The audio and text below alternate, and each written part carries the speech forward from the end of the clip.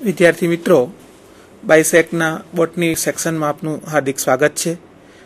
हूँ doctor Nilesh Patel MN college Visnagar थी अने मारी साथे डॉक्टर मनीष जानी बहाउद्दीन कॉलेज जूनागढ़ थी अत्रे अपना मार्सिलिया विषय पर बायसेक अनुसंधाने अपने मार्सिलिया ની માહિતગાર કરવા માટે આવ્યા છીએ। સૌ પ્રથમ માર્સિલિયા વનસ્પતિ જે છે ત્રિઅંગી વિભાગની વનસ્પતિ છે। ત્રિઅંગી વનસ્પતિઓ જે છે એ ત્રિઅંગી વનસ્પતિઓ ને જોતા સૌથી પહેલા આપણે થોડુંક ઉત્ક્રાંતિ વિશેનો ખ્યાલ મેળવી લઈશું। સૌ પ્રથમ વનસ્પતિની જ્યારે શરૂઆત થઈ તો બધી જ વનસ્પતિઓ પાણીની અંદર ઉગતી હતી અને પાણીમાંથી ધીરે ધીરે એ જમીન તરફની હેબિટાટ તરફ આગળ વધી છે। શરૂઆતના ગ્રુપ જોઈએ તો લીલ વનસ્પતિઓની સંપૂર્ણ બધી જ જાતિઓ પાણીની અંદર ઉગે છે, મીઠા પાણીમાં અથવા ખારા પાણીમાં। એ લોકોના ચલપુંજન્યો પણ પાણીમાં જ મુક્ત થાય છે, ફલન પણ પાણીમાં જ થાય છે અને એની મુખ્ય અવસ્થા જે છે એ જન્યુજનક અવસ્થા છે અને બીજાણુજનક અવસ્થા એટલે કે સ્પોરોફાઇટિક સ્ટેજ જેનું 2n રંગસૂત્ર ધરાવતું અવસ્થા એ બહુ અલ્પજીવી છે। ત્યાર પછીના ઉત્ક્રાંતિના ક્રમની અંદર આવતી દ્વિઅંગી વનસ્પતિઓ કે જે પાણીથી જમીન તરફ આગળ વધ્યા પણ સાથે સાથે એ વનસ્પતિઓ ભીની જમીનની અંદર અને ખૂબ જ વરસાદવાળી જગ્યાએ ભેજવાળી જગ્યાએ જ ઉગે છે અને એનું પણ મુખ્ય અવસ્થા તો જન્યુજનક જ છે અને બીજાણુજનક અવસ્થા જે છે એ ગૌણ છે અને બીજાણુજનક અવસ્થા નીચલી કક્ષાની દ્વિઅંગી વનસ્પતિઓમાં પણ એના જન્યુજનક ઉપર સંપૂર્ણપણે પરોપજીવી છે અથવા અર્ધ પરોપજીવી છે ઉચ્ચ કક્ષામાં, જેની અંદર એ પોતે નીલકણો ધરાવે છે, પોતે પોતાનો ખોરાક બનાવી લે છે પણ પાણી એ જન્યુજનકમાંથી જ શોષે છે। આમ ઉત્ક્રાંતિની અંદર દ્વિઅંગી વનસ્પતિઓ કે જે જલજ લીલમાંથી ઉત્પન્ન થયેલી દ્વિઅંગી વનસ્પતિઓ જમીન પર રહેવા છતાં એ પોતે જન્યુજનકવાળી છે અને પાણીની અંદર એને ફલન કરવા માટે પાણીનું માધ્યમ જરૂરી છે, એટલે પાણી સિવાય ફલન થઈ શકતું નથી। દ્વિઅંગી પછી ઉત્ક્રાંતિની અંદર આવેલી ત્રિઅંગી વનસ્પતિઓ કે જે સંપૂર્ણપણે જમીન ઉપર ઉગતી થઈ પરંતુ એ પણ ભેજવાળા વાતાવરણમાં અને પાણીમાં ના માધ્યમમાં જ ઉગી શકે છે, સંપૂર્ણ કોરા જમીન ઉપર એ ઉગી શકવાની નથી। આ ત્રિઅંગી વનસ્પતિઓને પણ ફલન માટે પાણીની આવશ્યકતા છે, પાણી ન હોય તો ત્રિઅંગી વનસ્પતિઓમાં ફલન થઈ શકતું નથી। સારું, બીજી વસ્તુ કે ત્રિઅંગી વનસ્પતિઓ જમીન ઉપર આવી એની મુખ્ય અવસ્થા જન્યુજનક અવસ્થા હોય છે અને ગૌણ અવસ્થા એની બીજાણુજનક જે લીલની અંદર જોતા હતા આપણે એનાથી તદ્દન પરિસ્થિતિ વિપરીત થઈ ગઈ। લીલની અંદર મુખ્ય અવસ્થા જન્યુજનક, ગૌણ બીજાણુજનક છે અને બીજાણુજનક માત્ર યુગ્મન જ બની ઝાયગોટ બનવા પૂરતી જ છે, પાછળથી તરત જ જન્યુજનક અવસ્થા શરૂ થઈ જાય। એ જ રીતે દ્વિઅંગીની અંદર મુખ્ય અવસ્થા જન્યુજનક હતી, ગૌણ અવસ્થા બીજાણુજનક સ્વતંત્ર નહોતી, એ જન્યુજનક ઉપર પરોપજીવી હતી। એ જ બીજાણુજનક અવસ્થા બીજાણુઓ બનવા સુધીની જ અવસ્થા છે અને એ અર્ધપરોપજીવી પણ ઘણી વનસ્પતિઓમાં છે। જ્યારે ત્રિઅંગી વનસ્પતિઓની અંદર આ બંનેથી તદ્દન વિરુદ્ધ બની જાય, મુખ્ય અવસ્થા બીજાણુજનક થઈ જાય છે અને ગૌણ અવસ્થા જન્યુજનક છે અને બંને અવસ્થા સ્વતંત્ર જીવી છે। એક પણ અવસ્થા બીજાણુજનક અવસ્થા જન્યુજનક ઉપર પરોપજીવી નથી કે જન્યુજનક બીજાણુજનક ઉપર પરોપજીવી નથી। પોતપોતાની રીતે સ્વતંત્ર રીતે બંને અવસ્થાઓ એકબીજા પર આધાર રાખે છે ઉત્પન્ન થવા માટે, પરંતુ પ્રકાશ સંશ્લેષણ, ખોરાક બનાવવા કે પાણી શોષણ માટે કોઈ પણને એક પણ આધાર રાખવાની જરૂર નથી, એ સંપૂર્ણપણે એકબીજા ઉપર ઇન્ડિપેન્ડન્ટ રીતે જીવી શકતી હોય છે। ત્રિઅંગી વનસ્પતિઓની જે મોટાભાગની વનસ્પતિઓ જે છે હંસરાજની જે વિવિધ પ્રકારો છે એ બધી જ જમીન ઉપર અને ભેજવાળા વાતાવરણમાં ઉગતી વનસ્પતિઓ છે। કેટલીક વનસ્પતિઓ જે છે ત્રિઅંગીની એ પાણીની અંદર ઉગતી વનસ્પતિઓ છે, જેમાં એઝોલા અને માર્સિલિયાનો સમાવેશ થાય છે, જ્યારે સેલાજિનેલા ઇક્વિસિટમ એ સેમી એમ્ફિબિયન્સ પ્રકારની કે અડધું પાણીને એમ જાતિની અંદર ઉગતી હોય છે અને ખાસ કરીને જે માર્સિલિયા છે એ ત્રિઅંગી વનસ્પતિઓમાં હંસરાજમાં સૌથી ઉત્ક્રાંતિ પામેલો ગ્રુપનું એ વનસ્પતિ છે અને માર્સિલિયા જે છે એને વોટરફોન તરીકે ઓળખવામાં આવે છે, ગુજરાતી એને જલજ હંસરાજની જાતિ તરીકે ઓળખવામાં આવે છે। તો મિત્રો આપણે હંસરાજ વિશે આગળ માર્સિલિયા વિશે આગળ જોઈશું। માર્સિલિયા ત્રિઅંગી વનસ્પતિ છે એના વિશે આપણે આગળ જોઈએ। હવે એનું વર્ગીકરણ જે છે ત્રિઅંગી વનસ્પતિઓનું એ અનુસાર માર્સિલિયા જે વનસ્પતિ છે એ માર્સિલિયાનો વર્ગીકરણની અંદર એનો વિભાગ છે ટેરિડોફાઇટા એટલે ત્રિઅંગી વનસ્પતિ છે. એનું સબ ડિવિઝન એટલે કે ઉપવિભાગ જે છે એ ટેરોપ્સિડા છે અને એનો વર્ગ છે લેપ્ટોસ્પોરેન્જેટી. એનું ગોત્ર છે માર્સિલિયલ્સ, કુળ છે માર્સિલિયેસી અને એની પ્રજાતિ છે માર્સિલિયા. માર્સિલિયાનું જે ટેરિડોફાઇટા જે છે ત્રિઅંગી વિભાગ, એના લક્ષણો જે પ્રમાણે મેં કહ્યા એમ કે મુખ્ય અવસ્થા એની બીજાણુજનક છે, ગૌણ અવસ્થા જન્યુજનક છે, બંને સ્વતંત્ર જીવી છે, એ ત્રિઅંગીનું લક્ષણ છે. જ્યારે સબ ડિવિઝન ટેરિડોફાઇટા છે એ ટેરિડોફાઇટા અથવા ટેરોપ્સિડા જેને કહીએ એ ટેરોપ્સિડાના અનુસંધાને એ વિષમ બીજાણુતા ધરાવતી વનસ્પતિઓ છે કે જેની અંદર બે પ્રકારના બીજાણુઓ ઉત્પન્ન થાય. મોટા બીજાણુને મહાબીજાણુ તરીકે ઓળખવામાં આવે છે, નાના બીજાણુને લઘુ બીજાણુ તરીકે ઓળખવામાં આવે છે. જ્યારે વર્ગ લેપ્ટોસ્પોરેન્જેટી, લેપ્ટોસનો મતલબ થાય છે એક, જેની બીજાણુધાની આખી બીજાણુધાની એક જ કોષમાંથી ઉત્પન્ન થતી હોય જેને લેપ્ટોસ્પોરેન્જેટીમાં મૂકવામાં આવે છે. જ્યારે જેની અંદર બીજાણુધાનીઓ એક કરતાં વધુ કોષોના સમૂહમાંથી ઉત્પન્ન થાય જેને યુસ્પોરેન્જેટી વર્ગમાં મૂકવામાં આવે છે. એટલે ટેરોપ્સિડાના બે વિભાગ છે, લેપ્ટોસ્પોરેન્જેટી, યુસ્પોરેન્જેટી. માર્સિલિયા વનસ્પતિ છે એ લેપ્ટોસ્પોરેન્જેટી વર્ગની અંદર આવે છે. ઓર્ડર માર્સિલિયલ્સ જે છે એ માર્સિલિયલ્સની અંદર માત્ર એક જ કુળ છે માર્સિલિયેસી, અને માર્સિલિયેસી કુળની અંદર 3 પ્રજાતિઓ આવેલી છે જેમાંની માર્સિલિયા આપણે ત્યાં ખૂબ કોમન જોવા મળતી હોય છે. માર્સિલિયાની જુદી જુદી જાતિઓ ધરાવતી છે.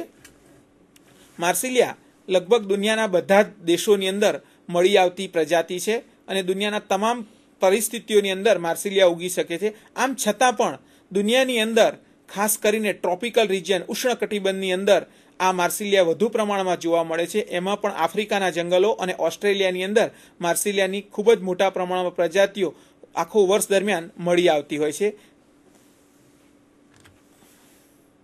જ્યારે ભારતની અંદર ટોટલ દુનિયાની અંદર 54 જાતિઓ માર્સિલિયાની નોંધાયેલી છે, જેમાંની 9 જાતિઓ માર્સિલિયાની ભારતમાંથી મળી આવે છે અને બાકીની જાતિઓ ભારતમાંથી મળી આવતી નથી. એમ છતાં ભારતની અંદર માર્સિલિયા માઇન્યુટા નામની જે જાતિ છે એ ભારતના તમામ ભાગની અંદર તમામ રાજ્યોમાંથી મળી આવે છે.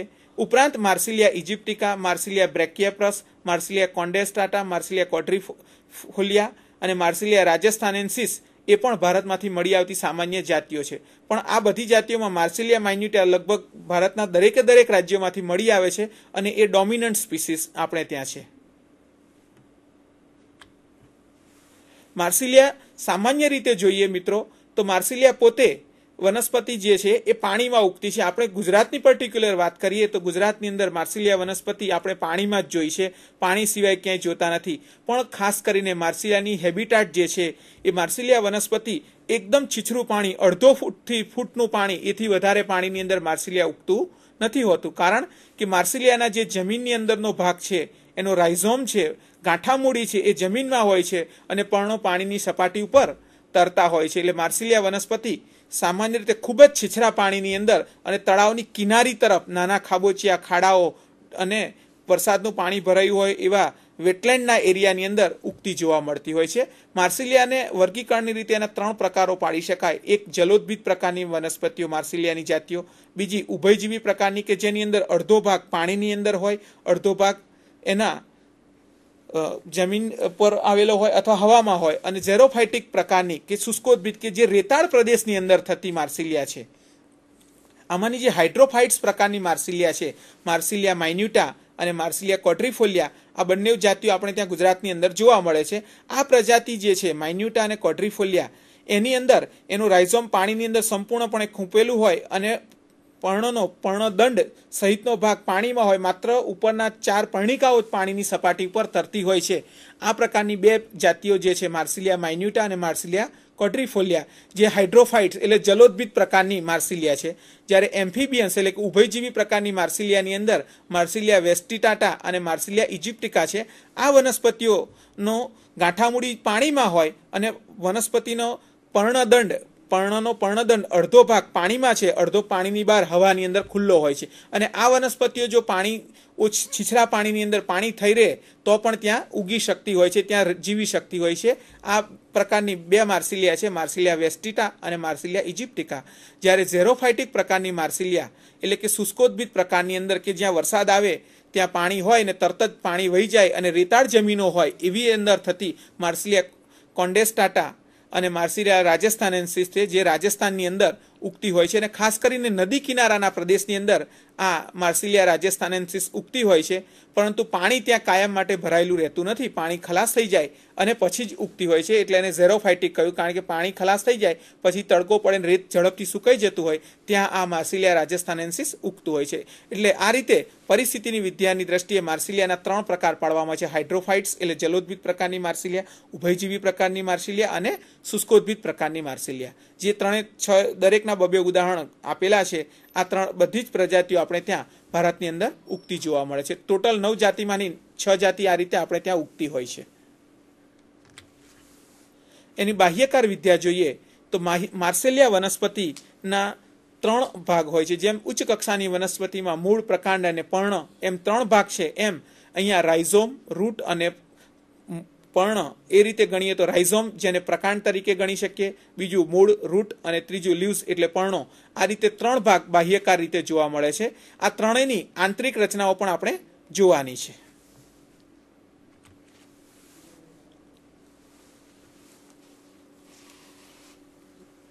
બાહ્યકાર વિદ્યાની દ્રષ્ટિએ જોઈએ તો માર્સિલિયાની વનસ્પતિનો આખો હેબિટાટ અહીંયા દર્શાવ્યો છે. જેમાં રાઇઝોમ બતાવ્યું જે ભાગ છે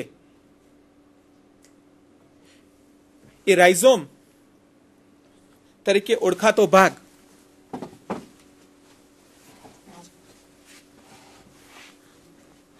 રાઇઝોમ જે બતાવ્યું છે, જે ગાંઠામૂળી તરીકે ઓળખાય છે, એ રાઇઝોમ વનસ્પતિનો નીચેનો ભાગ દર્શાવે છે. એ રાઇઝોમનો ભાગ સતત આગળ વૃદ્ધિ કરતો જતો હોય છે અને એના ઉપરથી દરેક ગાંઠ અને આંતરગાંઠ ધરાવતા હોય છે. દરેક ગાંઠ ઉપરથી એની અંદરથી પર્ણ નીકળતું હોય છે. દરેક પર્ણનો લાંબો પર્ણદંડ દેખાય છે. જ્યાં પીળા કલરની પેન ફરે છે એ ભાગ એનો પર્ણદંડ છે, જેને પિટ્યોલ તરીકે ઓળખાય. અને પર્ણના દંડના અગ્રભાગે એની અંદર 4 પર્ણિકાઓ આવેલી છે. ક્વોડ્રી મીન્સ 4, 4. આના ઉપરથી જેને માર્સિલિયા ક્વોડ્રીફોલિયા નામ આપવામાં આવ્યું હશે. જુદી જુદી જાતિઓની અંદર આ પર્ણિકાઓની સંખ્યા મોટાભાગે 4 હોય છે. આમ છતાંય જાતિઓની અંદર આપણે ત્યાં ભારતની અંદર અને ગુજરાતમાં થતી જાતિઓમાં મોટાભાગે પર્ણિકાઓ 4 છે. આમ છતાં દુનિયાની જે જાતિઓ છે 54 જાતિઓ, એની અંદર ઘણીવાર પર્ણિકાની અંદર ખૂબ વૈવિધ્યતા છે. ઘણી જાતિઓની અંદર પર્ણિકાઓની સંખ્યા 3 થી કરીને 8 સુધીની પણ જોવા મળેલી છે. સામાન્ય વ્યૂહરચનામાં જોઈએ તો રાઇઝોમ તરીકે ઓળખાતો ભાગ ગાંઠામૂળી છે. નીચેનો ભાગ આગંતુક મૂળ છે, એડવાન્ટિશિયસ રૂટ. દરેક ગાંઠ ઉપરથી જેમ ઉપરની તરફ પિટ્યોલ અને પર્ણ ઉત્પન્ન થાય, પર્ણદંડ અને પર્ણ ઉત્પન્ન થાય, એમ નીચેની તરફ ત્યાંથી આગંતુક મૂળ ઉત્પન્ન થતા હોય છે. એનું જે ભ્રૂણ મૂળ હોય એ અલ્પજીવી હોય, થોડા સમયમાં જે નાશ પામે છે ત્યાં રહેતું નથી હોતું. જ્યારે ઉપરની તરફ પર્ણદંડ અને ઉપરથી પિટ્યોલ જે પર્ણદંડ અને ઉપર પર્ણો નીકળે છે, આ પર્ણદંડની લંબાઈ સામાન્ય રીતે પાણીની જ્યાંથી એનું રાઇઝોમ એટલે કે ગાંઠામૂળી હોય ત્યાંથી પાણીની સપાટી જેટલી હોય છે. એટલે આ રીતે પર્ણદંડની લંબાઈમાં ખૂબ વેરિએશન જોવા મળે. જો પાણીની સ્તર 1 ફૂટ જેટલું હોય તો પર્ણદંડ 1 ફૂટ જેટલો લાંબો હોય, અને જો પાણીનું સ્તર ઓછું હોય, અડધો ફૂટ જેટલું હોય, તો પર્ણદંડ અડધો ફૂટ જેટલો જ લાંબો હોય છે. આમ પર્ણદંડની લંબાઈ એ પાણીની લંબાઈ સાથે સીધો સંબંધ ધરાવે છે. એટલે પિટ્યોલની અંદર ઘણું વેરિએશન હોય. પણ આ જે જાતિઓ છે હાઇડ્રોફાઇટ પ્રકારની જાતિઓમાં અને ઉભયજીવી જાતિઓની અંદર ઘણી વખત એવું થાય કે આનો પર્ણદંડ ખૂબ નાજુક હોય. જે જલોદભિત જાતિઓ છે એનો પર્ણદંડ ખૂબ નાજુક હોય, એટલે પાણી જો તાત્કાલિક ખેંચી લેવામાં આવે અથવા પાણી નીકળી જાય ત્યાંથી તો તરત જ એ પર્ણ આખો નીચે જમીન પર પડી જાય અને કાદવમાં ચોંટી જતું હોય. પણ કેટલીક વખત એવું બને કે જે ઉભયજીવી જાતિઓ છે અને બાકીની જે શુષ્કોદ્ભિત પ્રકારની જાતિઓ છે એમાં પર્ણદંડ મજબૂત હોય છે, જેમાં થોડા પ્રમાણમાં દ્રઢોતક પેશી સ્ક્લેરેન્કાઇમાં આવેલા હોવાથી એ પર્ણદંડ ટટ્ટાર રહે છે અને સામાન્ય જે વનસ્પતિઓ છે એમ એની જેમ જ એ હવાઈ રીતે હવામાં તરતી રહી શકે, એનો પર્ણદંડ નમી પડતો નથી હોતો. અને આગળના ભાગે જે આપણે જોઈ શકીએ છીએ યંગ લીફ, એ રાઇઝોમનો ભાગ સતત આગળ વૃદ્ધિ કરતો જતો હોય છે અને એમાંથી દરેક ગાંઠ ઉપરથી આ રીતે નવી માર્સિલિયાનો છોડ ઉત્પન્ન થતો હોય છે અને નીચેના ભાગે જે સ્પોરોકાર્પ તરીકે બતાવેલો ભાગ છે જેનું પ્રજનન અંગ છે અને જેની અંદરથી લિંગી પ્રજનન દરમિયાન 2 પ્રકારના બીજાણુઓ ઉત્પન્ન થતા હોય છે. પ્રકાંડની જે રચના છે એ પ્રકાંડની અંદર એનું માર્સિલિયાનું પ્રકાંડ એ રૂપાંતર પામેલું ભૂમિગત પ્રકાંડનું પ્રકાંડ છે. સામાન્ય હંસરાજની અંદર જોઈએ તો રાઇઝોમ તરીકે ઓળખાતો ભાગ લંબગોળ ગાંઠામૂડી જેવો હોય છે જેને કહીએ, પણ અહીંયા એ પ્રકાંડ એક લાંબુ અને નળાકાર હોય છે અને સતત એ જમીનની સપાટી પર વૃદ્ધિ પામતું હોય છે અને એ સપાટી પર જમીનની સપાટી સાથે સાથે વૃદ્ધિ પામવાથી દરેક ગાંઠ ઉપરથી એ મૂળ આગંતુક મૂળ ઉત્પન્ન કરતું હોય અને ઉપરની તરફ એક એક પર્ણ ઉત્પન્ન કરતું હોય છે. સામાન્ય રીતે આ જે લંબાઈ જે છે એ રાઇઝોમની લંબાઈ બહુ ઓછી હોય, પરંતુ કેટલીક જાતિઓ એવી છે કે જેની અંદર આ રાઇઝોમની લંબાઈ 25 મીટર સુધી પણ નોંધાયેલી છે. આપણે ત્યાં સામાન્ય રીતે ગુજરાતની અંદર જે જોવા મળતી જાતિઓ એની અંદર 1 થી 2 ફૂટ જેટલી જ આ રાઇઝોમની લંબાઈ હોય છે, પરંતુ દુનિયાની બીજી જે જાતિઓ છે એમાં 25 મીટર સુધી પણ એ રાઇઝોમ લાંબુ થઈને આખી સિરીઝ એની માર્સિલિયાની ઉગી નીકળતી હોય છે. અને સામાન્ય રીતે રાઇઝોમની અંદર ગાંઠો એટલે કે એની અંદરથી શાખાઓ નીકળતી નથી હોતી, પરંતુ કેટલીક વખત કેટલીક જાતિઓમાં આવી શાખાઓ પણ નીકળતી હોય છે.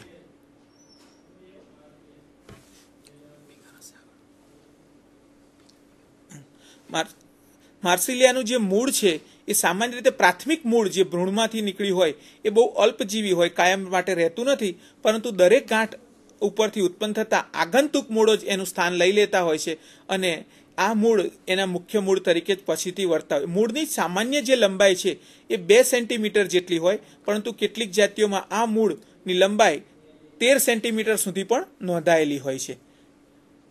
પર્ણદંડ મેં તમને અગાઉ કહ્યું એમ સામાન્ય રીતે પર્ણદંડ લાંબો હોય, પરંતુ આ પર્ણદંડની લંબાઈ ખાસ કરીને પાણીની ઊંડાઈની ઉપર આધાર રાખે. પાણીની ઊંડાઈ જો 1 ફૂટ જેટલી હોય તો 1 ફૂટ જેટલો લાંબો થાય, પાણીની ઊંડાઈ 1/2 ફૂટ હોય તો 1/2 ફૂટ જેટલો લાંબો જલોદભિત જાતિઓમાં થતો હોય છે. પણ જે શુષ્કોદભિત જાતિઓ છે અને ઉભયજીવી જાતિઓ છે એની અંદર પર્ણદંડ સામાન્ય રીતે 1/2 ફૂટ જેટલો લાંબો જોવા મળતો હોય છે.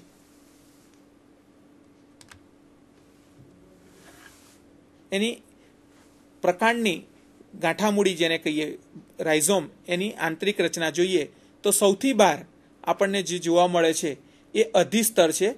એપિડર્મિસ તરીકે ઓળખાતું અધિસ્તર એક જ સ્તરનું બનેલું છે, મૃદુતક કોષોનું હોય છે અને આ અધિસ્તરની ઉપર કોઈ રોમ આવેલા નથી. જેમ સામાન્ય રીતે મૂળની અંદર મૂળ રોમ હોય, પણ અહીંયા રાઇઝોમ છે એ પ્રકાંડનો ભાગ છે એટલે એના પરથી કોઈ રોમ દેખાતા નથી હોતા. ત્યાર પછીનો જે બાહ્યકનો ભાગ છે એ બાહ્યકના ભાગને 3 ભાગમાં વહેંચવામાં આવે છે. આઉટર કોર્ટેક્સ એટલે કે બાહ્ય બાહ્યક, મધ્ય બાહ્યક મિડલ કોર્ટેક્સ અને ઇનર કોર્ટેક્સ એટલે કે અંતઃબાહ્યક, એમ બાહ્યક 3 ભાગમાં વહેંચાયેલું હોય છે, આઉટર, મિડલ અને ઇનર. જેમાંનું આઉટર કોર્ટેક્સ એટલે કે બાહ્ય બાહ્યક જેને કહેવામાં આવે છે એ બાહ્ય બાહ્યકની અંદર વાયુતક પેશીઓ આવેલી છે. સફેદ રંગના જે દેખાય છે એ વાયુતક પેશીઓ છે, જેના કારણે એ માર્સિલિયા વનસ્પતિ પાણીમાં રહેવા છતાં પૂરતા પ્રમાણમાં ઓક્સિજન મેળવી શકે છે અને CO2 એના દ્વારા દૂર કરી શકે છે. એટલે ગાંઠામૂડી જે જમીનમાં છે એને પૂરતા પ્રમાણમાં ઓક્સિજનનું વહન સારી રીતે કરી શકે છે. અને બીજું કે એને પર્ણદંડને પણ પાણીમાં તરતું રહેવા માટે આ વાયુ અવકાશોની જરૂર પડતી હોય છે. એટલે આઉટર કોર્ટેક્સની અંદર વાયુતક પેશીના બનેલા વાયુ અવકાશો આવેલા હોય છે, જ્યારે મધ્ય બાહ્યક છે મિડલ કોર્ટેક્સ જે દ્રઢોતક પેશીનું હોય અને મજબૂત હોય છે, જે નિર્જીવ કોષોનું બનેલું અને એને યાંત્રિક મજબૂતાઈ પૂરી પાડતું હોય છે. જ્યારે ઇનર કોર્ટેક્સ છે અંતઃબાહ્યક તરીકે ઓળખાતું, જે મૃદુતકનું બનેલું હોય અને આધાર પેશી તરીકે કાર્ય કરે છે. ત્યાર પછીનો જે ભાગ છે અંદરનો એ આઉટર એન્ડોડર્મિસ એટલે કે બાહ્ય અંતસ્તર જે, અને એની નીચેનું આઉટર પેરીસાયકલ એટલે અંતસ્તર અને પરિચક્ર નામના 2 સ્તર છે, જેમાં અંતસ્તર બહારની તરફ છે, જ્યારે પરિચક્ર જે ઉચ્ચ કક્ષાની જે દ્વિદળી વનસ્પતિઓમાં પરિચક્ર જોવા મળે એ પ્રકારનું જ પરિચક્ર છે. સામાન્ય રીતે મૂળ પરિચક્રનો ભાગ હોય અને એમાંથી પાર્શ્વીય મૂળ ઉત્પન્ન કરવાનું કાર્ય કરે, પણ અહીંયા પરિચક્રનું કાર્ય પાર્શ્વીય રાઇઝોમ બનાવવાનું હોતું નથી. એ રીતે અંતસ્તર અને પરિચક્ર બંને બહારની બાજુએ છે, એટલે એને આઉટર બાહ્ય પરિચક્ર અને બાહ્ય અંતસ્તર તરીકે ઓળખવામાં આવે છે. ત્યાર પછીનો જે ભાગ છે જેની અંદર આઉટર ફ્લોએમ એટલે બાહ્ય અન્નવાહક પેશી છે, અને લાલ ભાગ તમે જોઈ શકો છો બરોબર વચ્ચે, એ ભાગ જલવાહક પેશીનો છે. એ જલવાહકની પેશીની અંદરની તરફ ઇનર ફ્લોએમ છે. એટલે જલવાહક પેશી જે છે એ જલવાહક પેશીની બહારની તરફ ભૂરા રંગનો જે પટ્ટો છે એ બાહ્ય અન્નવાહક પેશી છે. લાલ પટ્ટાની અંદરની તરફ જે છે એ અંતઃ અન્નવાહક પેશી છે. એટલે જલવાહકની બંને તરફ અન્નવાહક પેશી આવેલી છે, માટે એને ઉભય અધોવાહી, અધોવાહી એટલે કે અધો દિશામાં વહન કરનારું અંગ પેશી, જે સામાન્ય રીતે પર્ણમાં જે ખોરાક બનતો હોય એને નીચે મૂળ તરફ વહન કરનારી જે પેશી છે એને અધોવાહી અથવા અન્નવાહક પેશી તરીકે ઓળખવામાં આવે. એટલે બંને તરફ અન્નવાહક પેશી છે, માટે એને ઉભય અધોવાહી પ્રકારનું વાહિપુલ કહેવાય છે. અને એની અંદર વચ્ચે પીઠ જે ગર આવેલો છે એ ગરના કારણે એને એમ્ફીફ્લોઇક સાયફોનોસ્ટીલી એટલે ઉભય અધો અન્નવાહક મજ્જિત મધ્યરમ તરીકે ઓળખવામાં આવે છે. એનો ગર જે છે એ પણ મૃદુતક કોષોનો બનેલો હોય છે. પાછળથી એ મૃદુતક કોષોનો બનેલો ગર જેને કહેવાય પીઠનો ભાગ એ પાછળથી દ્રઢોતકની અંદર કન્વર્ટ થઈ જતો હોય છે.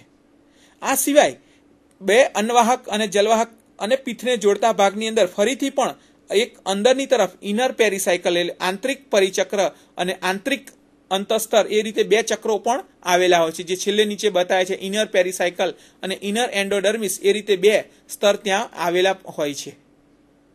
અને આ રીતે એનો મધ્યરમની જે મુખ્ય લાક્ષણિકતા છે એ કે એની અંદર વાયુ અવકાશો છે, એ જ દર્શાવે છે કે વનસ્પતિ જલોદભિત પ્રકારની છે. બીજું એની અંદર પીઠનો ભાગ દ્રઢોતકનો છે, એ બતાવે છે કે શુષ્કોદભિત વાળો પણ લક્ષણો ધરાવતું હશે. અને સાથે સાથે ઉભય એમ્ફીફ્લોઇક સાયફોનોસ્ટીલી એટલે ઉભય અધોવાહી પ્રકારનું જે મજ્જિત મધ્યરમ છે એ પણ એની એક ખાસ લાક્ષણિકતા છે માર્સિલિયા વનસ્પતિની.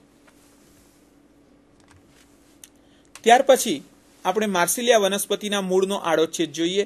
તો મૂળનો આડોચ્છેદ પણ સામાન્ય રીતે મૂળની અંદર વાયુતક પેશી વધુ પ્રમાણમાં છે. જેમ મકાઈના અવલંબન મૂળની અંદર હવાની અંદર વાયુતક પેશી હોય એમ અહીંયા પણ વાયુતક પેશી આવેલી હોય છે. સૌથી બહારનું અધિસ્તર છે, જે એપિડર્મિસ તરીકે ઓળખાય છે. અધિસ્તરની નીચે 3 પ્રકારનો બાહ્યક, જેમ રાઇઝોમની અંદર ગાંઠામૂળીની અંદર પ્રકાંડમાં બાહ્યક હતો એ રીતે અહીંયા પણ 3 પ્રકારનો બાહ્યક છે. આઉટર કોર્ટેક્સ કે જેની અંદર એરેનકાયમાં વાયુતક પેશીનો બનેલો છે, જેમાં સફેદ દેખાતા જે ભાગો છે એ વાયુ અવકાશો છે, જેને એર ચેમ્બર તરીકે ઓળખવામાં આવે છે. મિડલ કોર્ટેક્સ અહીંયા મૃદુતકનો છે. ત્યાં આગળ મિડલ કોર્ટેક્સ જે હતો એ દ્રઢોતકનો હતો. અહીંયા આગળ મિડલ કોર્ટેક્સ એ મૃદુતક પેશીનો બનેલો છે, જે આધાર પેશી તરીકે વર્તે છે. જ્યારે ઇનર કોર્ટેક્સ એટલે કે અંતઃબાહ્યક એટલે બાહ્યકના બાહ્ય બાહ્યક, મધ્ય બાહ્યક અને અંતઃબાહ્યક, જેમાંનો અંતઃબાહ્યક દ્રઢોતક પેશીનો છે, જે યાંત્રિક મજબૂતાઈ આપવાનું કાર્ય કરે. ત્યાર પછી અંતસ્તર છે એક, અને એના નીચે પરિચક્ર પેરીસાયકલ તરીકે ઓળખાતું પરિચક્ર છે. અને વચ્ચેના ભાગની અંદર ઝાયલેમ આવેલી એટલે કે જલવાહક પેશી છે, અને ફ્લોએમ એટલે કે અન્વાહક પેશી છે, જેની અંદર જલવાહક પેશી અને અન્વાહક પેશી દ્વિસૂત્રીય હોય છે.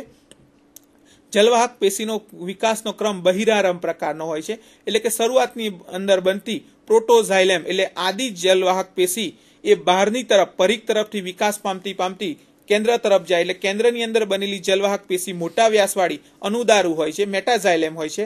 જ્યારે પરિઘ તરફની જલવાહક પેશી સાંકડી એટલે કે ઓછા વ્યાસવાળી અને આદિદારુ છે. એટલે વિકાસ જલવાહક પેશીનો બહારની તરફ કિનારીથી કેન્દ્ર તરફ થાય છે, એટલે જેને બહિરારંભ પ્રકારની જલવાહક પેશીનો વિકાસ કહેવાય. અને મૂળની અંદર જલવાહક પેશીના 2 સમૂહ હોય છે, દ્વિસૂત્રીય હોય છે. ઉપરની તરફનો જલવાહકનો છેડો જે તમને ત્રાકાકાર દેખાય છે, એમાં ઉપરની તરફ અને નીચેની તરફથી વિકાસ પામતું જલવાહક પેશી છેક સેન્ટ્રલમાં મળી જાય અને એક જ જલવાહકનો સમૂહ હોય એવું દેખાય. હકીકતમાં ત્યાં 2 જલવાહક પેશીઓ ના 2 વાહિપુલો છે, અને બંને સામસામી દિશામાંથી વિકાસ પામીને કેન્દ્રમાં મળી ગયેલા છે.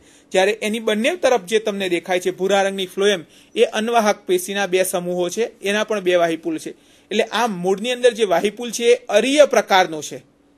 અરીય અને એકાંતરિક, જલવાહકને એકાંતરે અન્વાહક પેશી આવેલી છે, પણ જલવાહક પેશીનો જેટલો જથ્થો છે એ અન્વાહક કરતાં ઓછો છે. એટલે સામાન્ય મૂળની અંદર જલવાહક પેશી વધુ હોય, અન્વાહક ઓછી હોય, પણ અહીંયા એનાથી વિરુદ્ધ છે. કારણ કે માર્સિલિયા વનસ્પતિ પોતે જલોદભિત છે, અને જલોદભિત વનસ્પતિને પાણી ખૂબ જ મળતું હોય આજુબાજુમાંથી, એટલે પાણીના વહનનો ત્યાં પ્રશ્ન રહેતો નથી, પાણીના શોષણનો પણ પ્રશ્ન નથી. માટે જલવાહક પેશી અન્વાહક પેશી કરતાં પ્રમાણમાં ઓછી દેખાય છે, અને એની અંદર ઓછી આવેલી હોય, કારણ કે વનસ્પતિ પોતે જલોદભિત પ્રકારની છે. ત્યાર પછી જોઈએ એના પર્ણદંડ, પિટ્યોલનો આડોછેદ. પિટ્યોલનો આડોછેદની અંદર સૌથી બહાર અધિસ્તર આવેલું છે, જે રક્ષણાત્મક સ્તર તરીકે કાર્ય કરે. અને જેમ રાઇઝોમ અને મૂળની અંદર અધિસ્તર ઉપર કોઈ રક્ષણાત્મક આવરણ નહોતું, પણ અહીંયા પિટ્યોલ જે છે એ પિટ્યોલ એટલે કે પર્ણદંડની અંદર એની બહારની બાજુ ક્યુટિકલનું રક્ષણાત્મક આવરણ આવેલું હોય. કારણ ક્યુટિકલ વાળો આ ભાગ હવાની અંદર ખુલ્લો રહેતો હોય અને નીચેના ભાગની અંદર પણ ક્યુટિકલ હોય અથવા મીણનું સ્તર હોય, કારણ કે પાણી અંદર દાખલ થઈને કોવાઈ ન જાય માટે વનસ્પતિના અધિસ્તર ઉપર ક્યુટિકલનું રક્ષણાત્મક આવરણ આવેલું હોય છે.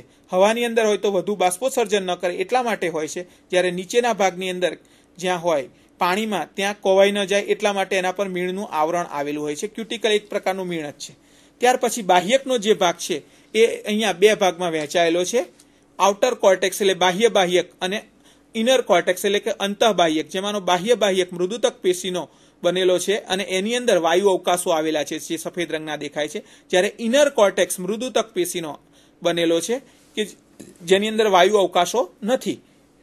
જ્યારે મૂળ અને રાઇઝોમમાં 3 પ્રકારના બાહ્યક હતા, અહીંયા માત્ર 2 જ છે અને બંને મૃદુતકના છે અને મૃદુતકમાં બહારની તરફ વાયુ અવકાશો છે, જ્યારે પેલામાં વાયુ અવકાશો હતા નહીં. જ્યારે ત્યાં એક વધારાનું હતું ત્રીજું, જે રાઇઝોમની અંદર મધ્ય બાહ્યક દ્રઢોતકનો હતો, મૂળની અંદર અંતઃબાહ્યક દ્રઢોતકનો હતો, જ્યારે અહીંયા દ્રઢોતક પેશી હોતી નથી.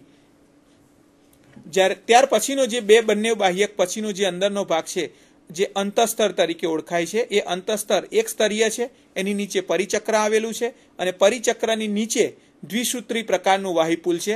મૂળની અંદર જેમ અરીય વાહિપુલો હતા, અહીંયા સહસ્ત પ્રકારના વાહિપુલ છે, એટલે જલવાહક અને અનવાહક બંને સાથે છે. અને જલવાહકનો વિકાસનો ક્રમ અહીંયા અંતરારંભ પ્રકારનો હોય છે, એટલે જલવાહક પેશી કેન્દ્રમાંથી શરૂ કરી પરિઘ તરફ આગળ વધતી હોય છે. એટલે અહીંયા જે દેખાય છે 2 લાલ એ દરેક એક વાહિપુલ છે, એટલે વાહિપુલ સહસ્ત અને એક પાર્શ્વસ્થ પ્રકારના છે દરેક વાહિપુલ. અને વચ્ચેના ભાગને આ બધા જ વાહિપુલો જલવાહક અને અનવાહક ની આજુબાજુ જે જોડાયેલી મૃદુતકની સંયોગી પેશી તરીકે ઓળખાતી પેશી છે, જેનું કાર્ય એકબીજા સાથે જોડવાનું જ છે માત્ર. ત્યાર પછી જોઈએ પર્ણનો આડોછેદ. સામાન્ય રીતે દ્વિદળીના પર્ણને મળતી આવતી રચના છે. પર્ણ તરીકે જે માર્સિલિયામાં ઓળખીએ છીએ એ પર્ણ હકીકતમાં પર્ણ નહીં, પણ એ 4 પર્ણિકાઓનું બનેલું સંયુક્ત પર્ણ છે, એટલે જ એને ક્વોડ્રીફોલિયા તરીકે ઓળખવામાં આવે છે. પર્ણની આડાછેદની અંદર જોઈએ તો પર્ણ જેમ દ્વિદળીયની અંદર અથવા એકદળી વનસ્પતિના પર્ણમાં જોવા મળે છે, એમ 2 અધિસ્તર પર્ણનું ઉપલું અધિસ્તર અપર એપિડર્મિસ અને નીચેનું અધિસ્તર લોઅર એપિડર્મિસ તરીકે ઓળખાતા 2 અધિસ્તર છે. અને બંને અધિસ્તર ઉપર ક્યુટિકલનું રક્ષણાત્મક આવરણ આવેલું હોય છે.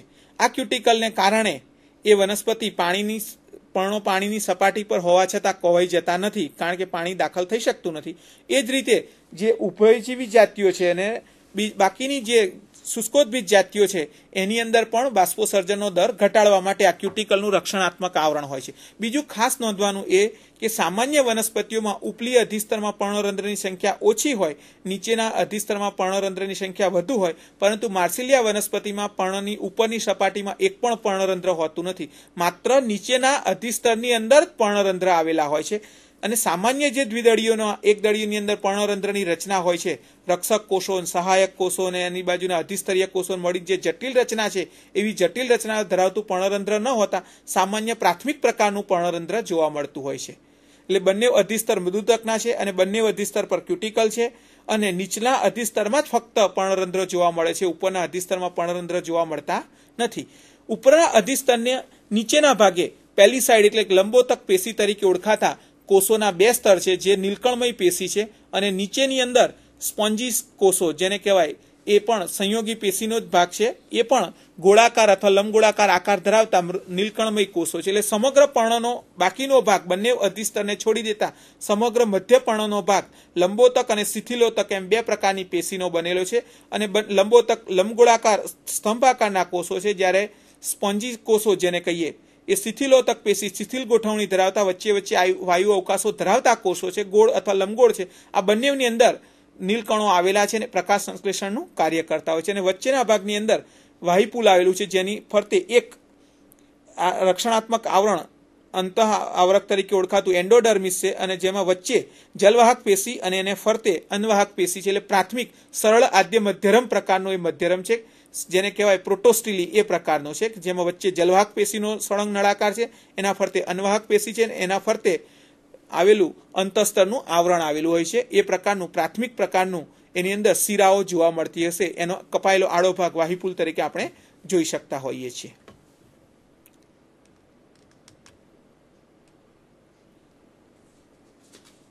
માર્સિલિયા વનસ્પતિ સામાન્ય રીતે બે રીતે પ્રજનન કરતી હોય છે. એક અલિંગી પ્રજનન અને બીજું લિંગી પ્રજનન. અલિંગી પ્રજનન મોટાભાગે માર્સિલિયા વનસ્પતિની અંદર ગાંઠ વડે થતું હોય છે, જેને ટ્યુબર તરીકે ઓળખાતી રચના. આ ટ્યુબર તરીકે ઓળખાતી રચના જે છે એ સામાન્ય રીતે એક કલિકા જેવી રચના હોય છે અને એના ફરતે સખત આવરણ બની જતું હોય અને આ કલિકા પ્રતિકૂળ સંજોગો પસાર કરી દેતી હોય અને ત્યાર પછી અનુકૂળ સંજોગો મળતા એ ઉગી જતી હોય અને એમાંથી નવું માર્સિલિયા થતું હોય. પણ સામાન્ય સંજોગોની અંદર એ પોતે એનો પ્રકાંડનો ભાગ જે રાઇઝોમ છે એ સતત આગળ વધતો હોય અને વાનસ્પતિક પ્રજનન કરતું હોય છે. અને આવો ગાંઠામૂળીનો ભાગ કપાઈ જાય ક્યાંક ક્યાંકથી તો સ્વતંત્ર છોડ તરીકે અસ્તિત્વ ધરાવી શકે. પણ આ બધી જાતિઓની અંદર આવા પ્રકારનું વાનસ્પતિક પ્રજનન જોવા મળતું નથી, જેની અંદર ગાંઠ જેવો ભાગ છે એ ગાંઠ જેવા ભાગની અંદર સંગ્રહિત ખોરાકનો સંગ્રહ થાય ત્યાં અને એ પોતે પછીથી એના ફરતે મજબૂત આવરણ બનાવી અને ત્યાં રહી જતું હોય. એના પર સલ્કી નિપત્રો જેવો ભાગ છવાઈ જઈને મજબૂત આવરણ બનાવી દે. આવું ખાસ કરીને માર્સિલિયા માઇન્યુટા, માર્સિલિયા હિર્સુટા અને માર્સિલિયા ઇરોઝા જાતિઓ જે છે એ જાતિઓની અંદર આ પ્રકારનું પ્રજનન બળ દ્વારા અથવા કલિકા દ્વારા થતું જોવા મળતું હોય છે. જ્યારે મોટા ભાગેનું પ્રજનન જે લિંગી પ્રજનન છે, આગળથી હવે તમને મનીષભાઈ જાની સાહેબ કન્ટિન્યુઅસ કરશે અને કહેશે એના વિશે આગળ. આભાર પટેલ સાહેબ. વિદ્યાર્થી મિત્રો, જે હવે આપણે પોર્શન ચલાવવા જઈ રહ્યા છીએ તે મોટા ભાગે દરેક યુનિવર્સિટીના સિલેબસમાં, દરેક યુનિવર્સિટીમાં એકાદો પ્રશ્ન લિંગી પ્રજનન વિશેનો માર્સેલિયાનો હોય જ છે. તો આ ખૂબ જ અગત્યનો છે. પરીક્ષાલક્ષી વિચારીએ આપણે તો આ અગત્યનો પ્રશ્ન પરીક્ષામાં આપણને પૂછાઈ શકે. સાહેબે જેમ વાત કરી, માર્સેલિયા ત્રિઅંગી વનસ્પતિ છે, એટલે ત્રિઅંગી વનસ્પતિના બધા જ લક્ષણોની વાત આપણે થઈ ગઈ. સાહેબે એવું પણ કીધું કે આ ત્રિઅંગી વનસ્પતિ જે છે એ એમાં જે બે પ્રકારના જુદા જુદા બીજાણુઓ ઉત્પન્ન થાય છે એના કારણે એને આપણે વિષમ બીજાણુ વનસ્પતિ તરીકે ઓળખીએ છીએ. અંગ્રેજીમાં એને હેટ્રોસ્પોરિક લાઈફ સાયકલ તરીકે ઓળખવામાં આવે છે. મિત્રો, આ જે વિષમ બીજાણુક અવસ્થા છે એ વનસ્પતિના ઉત્ક્રાંતિના ઇતિહાસમાં એક અલગ સીમાચિહ્ન રૂપે જોઈ શકાય. એટલા માટે કે આ વિષમ બીજાણુક અવસ્થા પછી જ્યારે અનાવૃત બીજધારી અને આવૃત બીજધારી ઉદ્ભવી ત્યારે બીજનો ઉદ્ભવ થયો. ત્યાર પહેલાની ત્રિઅંગી સુધીની તમામ વનસ્પતિઓમાં બીજ ઉત્પન્ન નથી થતા, પરંતુ બીજાણુઓ ઉત્પન્ન થાય છે. આમ બીજાણુમાંથી બીજ ઉત્પન્ન થવાની જે ઘટના છે એ ઘટના ખરેખર આ માર્સેલિયા જેવી ઉચ્ચ કક્ષાની વનસ્પતિથી જ શરૂઆત થઈ. એટલે બે પ્રકારના બીજાણુઓ આ ઉત્પન્ન કરનારું જે અંગ છે અગત્યનું, એ અંગને આપણે સ્પોરોકાર્પ અંગ્રેજીમાં ઓળખીએ છીએ અને ગુજરાતીમાં આપણે એને જેને કહેવાય કે બીજાણુ ફલિકા કહી શકીએ. આ સ્પોરોકાર્પ વનસ્પતિનું અગત્યનું અંગ છે અને માર્સેલિયામાં આપણને જે વાત કરીએ પ્રમાણે બે જુદા જુદા પ્રકારના બીજાણુઓ ઉત્પન્ન થાય છે. એ લઘુ બીજાણુઓ અને મહાબીજાણુઓ, એ બંને બીજાણુઓ આપણને અલગ અલગ રીતે ઉત્પન્ન થતા જોઈ શકાય છે. અત્રે સ્લાઇડ પર જે તમને દેખાય છે એ ફલિકાનો આખું ઓવરવ્યૂ છે, જેમાં જ્યારે યંગ હોય આ ફલિકા ત્યારે આપણને લીલા રંગની દેખાય અને પોચી હોય, પ્રમાણમાં નાજુક હોય. પરંતુ જ્યારે એ પુખ્તાવસ્થા પ્રાપ્ત કરે ત્યારે કલરમાં બ્રાઉન બને છે અને એની અંદર ઘણા બધા બીજાણુઓ ઉત્પન્ન થતા આપણે જોઈ શકીએ છીએ. સ્લાઇડમાં જેમ દેખાય છે તેમ આ જે ફલિકા છે, બીજાણુ ફલિકા, એ એક પ્રકારના દંડ દ્વારા ઉત્પન્ન થાય છે, જેને આપણે સ્ટોક એવું અંગ્રેજીમાં ઓળખીએ છીએ, સ્ટોક તરીકે. અને ઉપરનો ભાગ જે બોડી છે એની અંદર જુદા જુદા બીજાણુઓ આવેલા હોય છે. આગળની સ્લાઇડમાં આપણે જોઈશું કે કઈ રીતના આ બીજાણુ ફલિકા ઉત્પન્ન થાય છે. સ્લાઇડમાં દેખાય છે એ મુજબ અલગ અલગ જાતિઓ પ્રમાણે આપણને અલગ અલગ બીજાણુ ફલિકા ઉત્પન્ન થતી જોઈ શકાય છે. જેમ કે પહેલું જે છે પોલિફેરા, માર્સેલિયા પોલિફેરામાં જે બીજાણુ ધાની જે ઉત્પન્ન થાય છે એ દંડ દ્વારા નીચેના ભાગે, પેટ્યુલના નીચેના દૂરસ્થ ભાગેથી, તલસ્થ ભાગેથી એક દંડના માધ્યમથી ઉત્પન્ન થતી જોવા મળે છે. જ્યારે ક્વાડ્રિફોલિયામાં આપણને એક જ મુખ્ય દંડ હોય અને એ દંડ ઉપરથી 3-4 બીજાણુ ધાની ઉત્પન્ન થતી હોય, સ્પોરોકાર્પ, એવું આપણને દેખાય. જ્યારે માઇન્યુટામાં આપણને મુખ્ય દંડની શાખાઓ પડતી હોય એવું લાગે અને એના ઉપર 3-4 અથવા તો વધુ સંખ્યામાં પણ આપણને આ બીજાણુ ફલિકા ઉત્પન્ન થતી જોઈ શકાય છે. અને છેલ્લે માર્સેલિયામાં કોઈ એવી જાતિ પણ હોય કે જેમાં એક જ બીજાણુ ફલિકા ઉત્પન્ન થતી હોય તો આ રહી વાત આપણે બીજાણુ ફલિકા ઉત્પન્ન થવાની. હવે બીજાણુ ફલિકાની રચના કેવી હોય એની વાત આપણે કરીએ તો એ રચના જોવા માટે આપણે બીજાણુ ફલિકાને અનુપ્રસ્થ અથવા તો આયામ છેદ લેવો પડે. એ છેદમાં આપણે જોઈએ તો સૌપ્રથમ એ જેની દિવાલ છે એ દિવાલની વાત કરવી પડે અને સ્પોરોકાર્પિક વોલ તરીકે ઓળખીએ આપણે. આ જે દિવાલ છે મિત્રો એ દિવાલ ખૂબ જ સખત હોય છે. જેમ મેં શરૂઆતમાં વાત કરી કે જ્યારે ઉદ્ભવન થાય ત્યારે એ દિવાલ પોચી હોય છે, પરંતુ ધીમે ધીમે પુખ્તા અવસ્થા પ્રાપ્ત થતાં આ દિવાલ સખત બને છે અને આ સખત દિવાલ ઉત્પન્ન થવાના કારણે આપણે આ માર્સેલિયા વિપરીત સંજોગોમાં પણ એની અંદર જે બીજાણુ હોય એ સુરક્ષિત લાંબો સમય સુધી રહી શકે છે. આ જે બીજાણુ છે એની જે દિવાલ છે એ ત્રિસ્તરીય આપણને દેખાય છે અને આ જે ત્રિસ્તરીય દિવાલ છે એમાં સૌથી ઉપરની જે સ્તર છે એને આપણે એપિડર્મલ લેયર એટલે કે અધિસ્તર તરીકે ઓળખીએ છીએ. આ અધિસ્તરમાં આપણને સ્ટોમાટા પણ વચ્ચે વચ્ચે જોવા મળે છે, જે વાયુરંધ્ર કહી શકાય. ત્યારબાદ નીચેના જે બે સ્તરો છે એ પેલિટસેડ કોષોના એટલે કે લંબોદક પેશીના કોષોના બનેલા હોય છે, જેમાં ઉપરનું જે સ્તર છે એ પ્રમાણમાં થોડા ઓછા લાંબા કહી શકાય એવા પ્રકારના લંબોદક પેશીનું બનેલું હોય અને તેની કોષ દિવાલ પ્રમાણમાં થોડી જાડી હોય, જ્યારે નીચેનું જે બીજું લેયર છે પેલિસેડનું એ થોડા લાંબા લંબોદક કોષો છે અને એની દિવાલ પ્રમાણમાં થોડી પાતળી હોય છે. અને સૌથી આ જે ત્રણેય સ્તરો છે એ ત્રણેય સ્તરો મળી અને માર્સેલિયાની જે બીજાણુ ફલિકા છે એને ખૂબ જ મજબૂત જેને કહેવાય કે આધાર પ્રોવાઈડ કરે છે. ત્યારબાદ સૌથી અંદરના ભાગે જે છે એ મૃદુતક પેશીનું બનેલું સ્તર હોય છે. આ જે મૃદુતક પેશી છે એ પુખ્તા અવસ્થાએ એના કોષોમાંથી શ્લેષ્મ્યનો સ્ત્રાવ કરે છે અને શ્લેષ્મનું એક આવરણ આ જે છે એની આજુબાજુ રચી દે છે સ્પોરોકાર્પની આજુબાજુ, જેને કારણે એ ફલન પછી જ્યારે ફલનની ઘટના બને અથવા તો સ્પોરોકાર્પનું જ્યારે વિસ્ફોટન થાય ત્યારે આ જે શ્લેષ્મ આવરણ છે એ શ્લેષ્મ આવરણમાંથી આ બીજાણુઓ બહાર મુક્ત થઈ શકે. એને આપણે ધાનીગુચ્છ તરીકે ઓળખીશું. હવે આગળ આ જે દિવાલ છે એ દિવાલથી નીચેનો ભાગ પૃષ્ઠવક્ષ ભાગે મોટે ભાગે ચપટું હોય છે, અંડાકાર આકાર હોય છે એનો. એટલે તમે સ્લાઇડમાં જોઈ શકો છો ત્રિપરિમાણીય રચના. આ ત્રિપરિમાણીય રચનામાં અલગ અલગ એંગલથી લીધેલો છેદ તમને દેખાઈ રહ્યો છે, જેમાં વીએસ એટલે વર્ટિકલ સેક્શન, ટીએસ એટલે ક્રોસ સેક્શન. આમ આડો અને ઊભો બંને છેદ પરીક્ષાની દ્રષ્ટિએ આપણને પરીક્ષામાં પૂછાતો હોય છે કે આકૃતિ સાથે વર્ણન કરો આડો છેદ અને ઊભો છેદ. તો આપણે આ બીજાણુ ફલિકામાં જોઈએ તો અંદરના ભાગે બે સ્તરો ઉત્પન્ન થતા હોય, બેવડા પળના બનેલા એવું આપણને દેખાય છે. અને આ જે કોટરો છે બે એ સામસામે એકબીજાની પેરેલલ એકબીજાને એકાંતરે ગોઠવાયેલા હોય એવા પ્રકારનું આપણને જોવા મળી રહ્યું છે. આ જે આડો છેદ છે એ આડા છેદમાં મોટે ભાગે આપણને એક જ પ્રકારની બીજાણુધાની ઉત્પન્ન થતી જોવા મળે છે. કાં તો લઘુ બીજાણુ ઉત્પન્ન થાય અથવા તો મહાબીજાણુ ઉત્પન્ન થાય. શરૂઆતમાં વાત કરી એ મુજબ આ જે છે સ્પોરોકાર્પ એ સ્પોરોકાર્પમાં બંને પ્રકારના બીજાણુઓ ઉત્પન્ન થતા હોય છે. લઘુ બીજાણુ કદમાં નાના હોય છે અને મહાબીજાણુ કદમાં થોડા મોટા હોય છે, એટલે એને મહાબીજાણુ કહેવામાં આવે છે. આ ઊભા છેદમાં આડા છેદમાં જેમ વાત કરી એમ પ્રમાણે કોઈ પણ આપણે જે સેક્શન લીધો હોય એ સેક્શન પ્રમાણે કોઈ પણ એક જ જે સેક્શન લીધો હોય એના આધારે આપણને કાં તો લઘુ બીજાણુ દેખાય અથવા તો મહાબીજાણુ દેખાય. જ્યારે આડા છેદમાં આપણને આ જે ઊભા છેદમાં ઊભો છેદ જો લઈએ વર્ટિકલ સેક્શન, તો વર્ટિકલ સેક્શનમાં આપણને આ જે કોટરો છે એ સ્પષ્ટ દેખાય. દરેકે દરેક કોટર ઇન્ડિવિડ્યુઅલ આની આજુબાજુ એક આવરણ આવેલું હોય એ આવરણને ઇન્ડ્યુશિયમ તરીકે ઓળખાય છે. ગુજરાતીમાં આપણે એને વિધાઈ પણ કહી શકીએ. આ વિધાઈ નામના આવરણની અંદર એક રિસેપ્ટિકલ જે તમે જોઈ શકો છો ત્રિશુલ જેવો આકાર આપણને દેખાય છે. એ ત્રિશુલ જેવા આકારમાં જે વિધાઈ જે છે એ આ સ્લાઇડમાં વધુ સ્પષ્ટ દેખાય છે. એમાં સૌથી ઉપરના ભાગે મેગાસ્પોરેન્જિયમ એટલે કે મહાબીજાણુ ધાની ઉત્પન્ન થયેલી જોવા મળે છે, જ્યારે પાશ્ચ છેડે નીચેના ભાગે એક કરતાં વધુ સંખ્યામાં આપણને લઘુ બીજાણુ ધાનીઓ ઉત્પન્ન થયેલી જોવા મળે છે.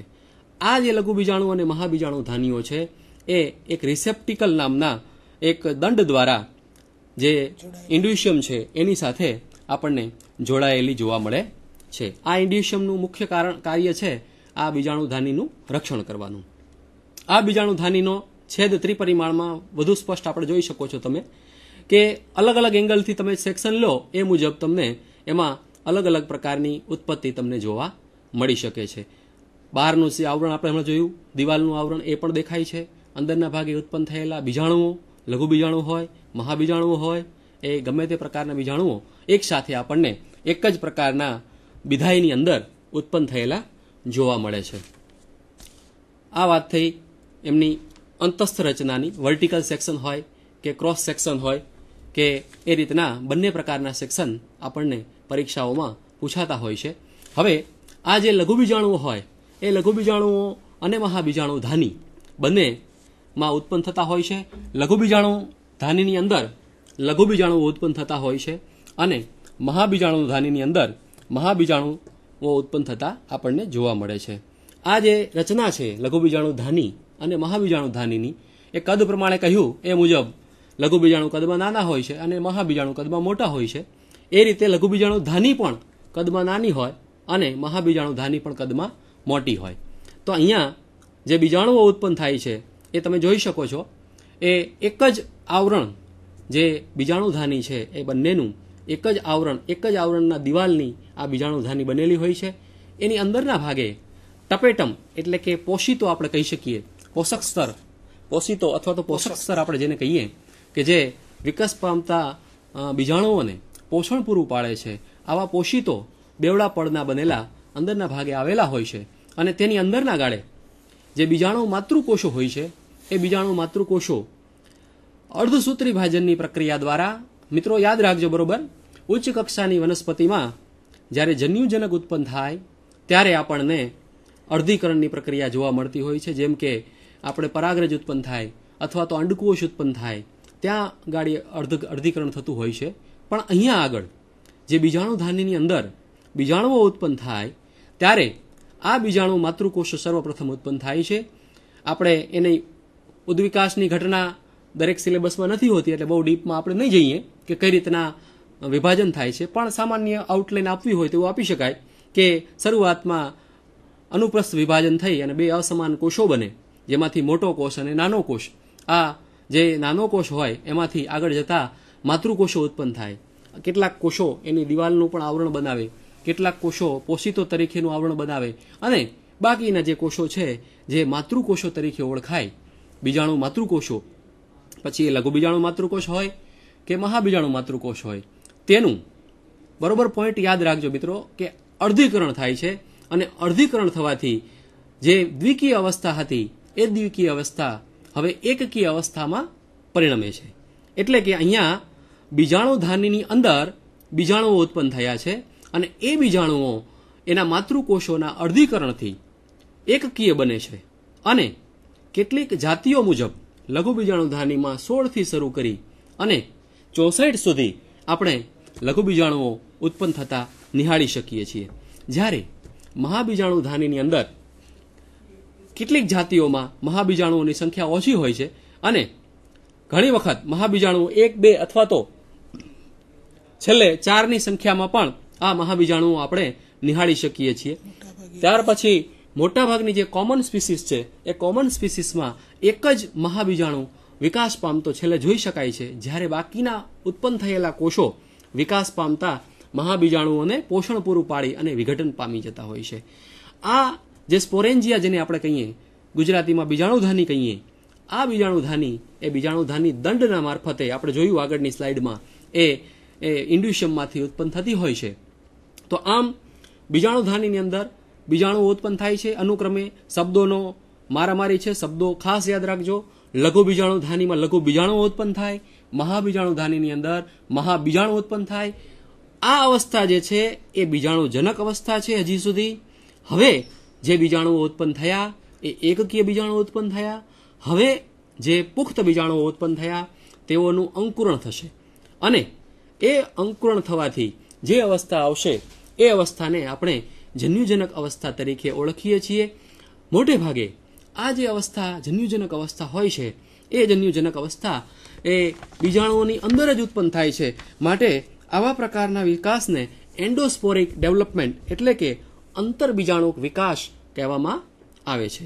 એટલે કે લઘુબીજાણુ ધાનીની અંદર આ લઘુબીજાણુઓ ઉત્પન્ન થાય છે અને મહાબીજાણુ ધાનીની અંદર આ જન્યુજનક અવસ્થા ઉત્પન્ન થતી આપણને જોવા મળે છે. આમ બંને બીજાણુઓનું ક્રમાનુસાર અંકુરણ થાય છે. અંકુરણ થવાથી લઘુબીજાણુ ધાનીની અંદર પૂજન્યુ ધાની ઉત્પન્ન થાય છે. આ પૂજન્યુ ધાનીની અંદર વિકાસ અને વિભેદનની પ્રક્રિયાના અંતે પુખ્ત અવસ્થાએ ચલપૂજન્યુઓ નિર્માણ પામે છે. આ ચલપૂજન્યુઓ પુખ્ત અવસ્થાએ એક કોષ કેન્દ્રીય જીવરસયુક્ત હોય અને કુંતલાકાર અને બહુપક્ષમી પણ હોય છે. આ સ્લાઇડમાં આપણે જોઈ શકીએ છીએ મેલ ગેમેટોફાઇટ છે, એમના બે આવરણ છે. એ આવરણમાં બહારનું આવરણ એક્ઝાઇન અને અંદરનું આવરણ ઇન્ટાઇન તરીકે ઓળખાય એ પ્રકારનું, અને એની અંદર ઉત્પન્ન થયેલા ગેમેટ્સ એટલે કે જન્યુઓ, નરજન્યુઓ આપણે જોઈ શકીએ છીએ. સર્વપ્રથમ વિભાજન પામી અને બે કોષો મેં વાત કરી શરૂઆતમાં એ મુજબ ઉત્પન્ન થાય છે. ત્યારબાદ એન્ડ્રોસિસ્ટનું ડેવલપમેન્ટ થાય છે. એન્ડ્રોસિસ્ટની અંદર આપણે એને પ્રાથમિક પૂજન્યુ કોષો કહી શકીએ. આ એન્ડ્રોસિસ્ટનું આગળ જતા વિભેદન અને વિકાસની પ્રક્રિયાના અંતે જે જમણી બાજુ તમે જોઈ શકો છો એ એન્થ્રેઝોઇડ્સ એટલે કે જેને આપણે ચલપૂજન્યુ કહીએ એ એન્થ્રેઝોઇડ ઉત્પન્ન થાય છે, જે ફ્લેઝિલા ધરાવે છે એટલે કે ચલિત છે. કેમ કે સાહેબે વાત કરી એ મુજબ એને પાણીમાં રહીને જ પ્રજનન કરવાનું થતું હોય છે, એટલે પાણીમાં પ્રજનન હલનચલન કરવા માટે ફ્લેજિલાની જરૂર પડતી હોય છે. નીચેના ભાગે વેસલ્સ આવેલું હોય છે, જ્યાં આગળ થોડું ઘણું પોષક માધ્યમ પ્રોવાઈડ થયેલું હોય છે. ત્યારબાદ આવે છે માદાજન્યુજનક. એ માદાજન્યુજનક એ લઘુ મહાબીજાણુ ધાનીના અંકુરણથી ઉત્પન્ન થતી ઘટના છે, અને મોટે ભાગે લઘુ મહાબીજાણુ ધાનીની અંદર જ આ માદાજન્યુજનક ઉત્પન્ન થાય છે. અને અહીંયા આગળ ચંબુ આકારની તમે જોઈ શકો છો મહાબીજાણુ ધાની ઉત્પન્ન થયેલી તમને અંતર દેખાય છે, જેમાં ઉપરનો જે ભાગ છે એ નેક કેનાલ સેલ અને નીચેનો ભાગ વેન્ટ્રલ કેનાલ સેલ, વચ્ચે મધ્યમાં અંડકોષ જેને આપણે કહીએ એ અંડકોષ આવેલો આપણને જોવા મળે છે. અહીંયા આગળ મધ્યમાં આપણને સ્ટાર્ચ ગ્રેન કે જે પોષણ પૂરું પાડી શકે વિકાસ પામતા જન્યુઓને પોષણ પૂરું પાડવા માટે સ્ટાર્ચ એટલે કે કાંજીના સ્તરો આવેલા હોય છે, અને એ સિવાય લિપિડના કેટલાક કણો પણ અત્રે આની અંદર જોવા મળે છે. જે અંકુરણ થાય અને જે ઉત્પન્ન થાય શરૂઆતમાં અવસ્થા એને આપણે પ્રોથેલિયા અથવા તો પ્રોથેલસ એવું નામ આપીએ છીએ. અંકુરણ પામ્યા બાદ પુખ્ત અવસ્થાએ અંડકોષ બને.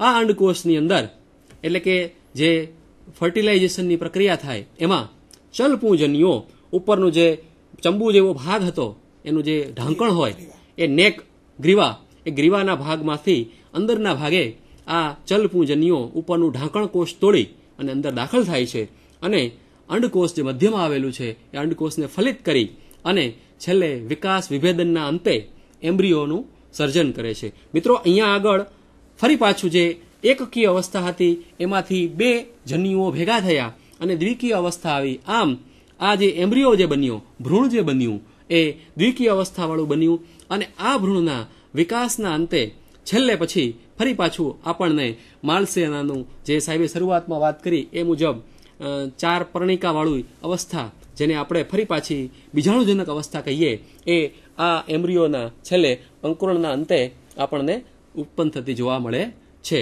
અત્રે જે દેખાય છે 4 ભાગો એ 4 અલગ અલગ વિભેદન પામેલા કોષો છે કે જેમાં લીફ ઉત્પન્ન થાય, સ્ટેમ ઉત્પન્ન થાય, પાદની ઉત્પત્તિ થાય, રૂટ એટલે કે મૂળની ઉત્પત્તિ થાય. આમ આખું જો પ્રક્રિયા ભણીએ તો બહુ લાંબુ થાય, પણ આ જે છેલ્લે છે અવસ્થા આપણે જે સ્લાઇડમાં દેખાય છે એ મૂળ અવસ્થા ફરી પાછી મૂળ પ્રકાર અને પર્ણવાળી અવસ્થા ફરી પાછી આપણને પ્રાપ્ત થાય છે. આમ આ રીતનું યંગ સ્પોરોફાઇટ પણ તમને સ્લાઇડમાં દેખાઈ રહ્યું છે. આ રીતે યંગ સ્પોરોફાઇટમાંથી જર્મિનેટ થઈ, અંકુરણ થઈ અને છેલ્લે અગાઉની જે સ્લાઇડ જોઈ એ મુજબનું આપણને માર્સેલિયા જોવા મળે છે. અત્રે આપણને માર્સેલિયાનું લાઈફ સાયકલ જોઈ નિહાળી શકો છો, જેમાં શરૂઆતની જે સાહેબે વાત કરી એ બીજાણુજનક અવસ્થા જે સ્પોરોફાઇટથી આપણે શરૂઆત કરી. સ્પોરોફાઇટની અંદર શું ઉત્પન્ન થયું? લઘુ બીજાણુ ધાની અને મહાબીજાણુ ધાની. લઘુ બીજાણુ ધાનીની અંદર લઘુ બીજાણુ અને મહાબીજાણુ અનુક્રમે આ બંને બીજાણુઓનું અંકુરણ થયું. એ દરમિયાન એકકીય અવસ્થા અત્રે પ્રાપ્ત થઈ, એટલે કે મિયોસિસ બની ગયું, અર્ધીકરણની ઘટના ઘટી ગઈ. ત્યારબાદ આ બીજાણુની અંદર જ જન્યુજનક અવસ્થા ઉત્પન્ન થાય. લઘુ બીજાણુનું અંકુરણ થવાથી લઘુ બીજાણુની અંદર જ ઉત્પન્ન થતા જન્યુઓ ઉત્પન્ન થાય. તમે કલ્પના કરી શકો લઘુ બીજાણુ કદમાં ખૂબ જ નાના હોય, એની અંદર ઉત્પન્ન થતી અવસ્થા ખૂબ જ નાની અને ટૂંકી હોય. જેમ સાહેબે શરૂઆતમાં વાત કરી કે જન્યુજનક અવસ્થા ગૌણ હોય અને બીજાણુજનક અવસ્થા મુખ્ય હોય, એ અહીંયા લાઈફ સાયકલ ઉપરથી તમને સ્પષ્ટ સમજાઈ શકશે. આમ આ જન્યુઓ જે ઉત્પન્ન થયા એ ખૂબ જ નાના હોય છે, ટૂંકા હોય છે. માત્ર 10-12 કલાકમાં જ આ જન્યુઓ ઉત્પન્ન થઈ જતા હોય છે અને ફલનની પ્રક્રિયા પરિપૂર્ણ કરી અને 24 કલાકથી 30 કલાકની અંદર ફરી પાછું આપણને માર્સેલિયાનું બીજાણુજનક અવસ્થા પ્રાપ્ત થતી જોવા મળે છે. આના ઉપરથી કલ્પના કરી શકાય કે 1 કે 2.5 દિવસમાં જ આ જન્યુજનક અવસ્થા પરિપૂર્ણ થઈ જાય છે. એટલે કે એટલી ટૂંકી હોય છે. આ એનું ખાસ લક્ષણ છે મિત્રો. ત્રિઅંગી વનસ્પતિનું લક્ષણ છે કે જન્યુજનક અવસ્થા ખૂબ જ ટૂંકી હોય અને ખૂબ જ ઝડપથી પતતી હોય અને પાણી ઉપર આધારિત મોટે ભાગે હોય. આ જન્યુઓ ફરી પાછા યુગ્મનજ ભેગા થઈ અને ભ્રૂણ બનાવીને ભ્રૂણમાંથી અંકુરણ થઈ ફરી પાછું આપણને માર્સેલિયા પ્રાપ્ત થાય છે. તો આ રીતે આખી માર્સેલિયાનું જીવનચક્ર પણ પરીક્ષામાં પૂછાઈ શકે. તો આપણે એનું વર્ણન આપણે જે સમજાવ્યું એ રીતે કરી શકતા હોઈએ છીએ. આ રીતે એનું ઇકોનોમિક ઇમ્પોર્ટન્સ પણ હોય છે ત્રિઅંગી વનસ્પતિમાં. ખાસ કરીને સ્પોરોકાર્પ છે એમાંથી આપણને એડિબલ તરીકે ઘણા ખોરાક તરીકે પણ એનો ઉપયોગ કરે છે અને ઘણા દેશોમાં એમનો બીજ મેડિસિનલ ઉપયોગ પણ કરતા હોય છે. તો આ સાથે સમય આપણને વધુ અનુમતિ ન આપતો હોય, આપણે અત્રે બાયસેક સ્ટુડિયોનો મારી સાથે જે જોડાયેલા છે એવા પટેલ સાહેબનો અને ઉચ્ચ શિક્ષણ કમિશનર શ્રી બધાનો આભાર માની અને જે આ શિક્ષણની શરૂઆત છે એ ખરેખર ખૂબ જ આગળ વધે એવી શુભેચ્છા સાથે અને વિદ્યાર્થી મિત્રોને પરીક્ષામાં સારા માર્ક આવે, પરફોર્મ સારું કરે એવા ઓલ ધી બેસ્ટ સાથે વિનવીએ છીએ. આભાર. અસ્તુ.